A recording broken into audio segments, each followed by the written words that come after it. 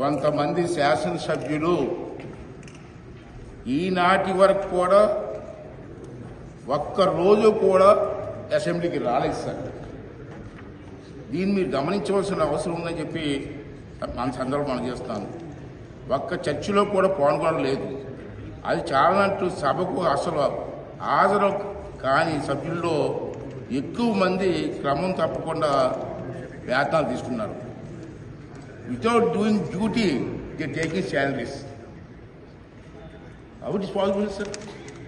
So నేను ఈ విషయంలో మీకు మనసు అందజేసంటే సభకు అసలు హాజరు కాని సభ్యుల్లో ఎక్కువ మంది క్రమం తప్పకుండా వేతనాలు తీసుకుంటున్నారు, బత్యాలు మాత్రం తీసుకుంటున్నారు. ఒక సభాపతిగా నాకు ఎంతో వేదన కలిగిస్తున్న విషయం ఇది.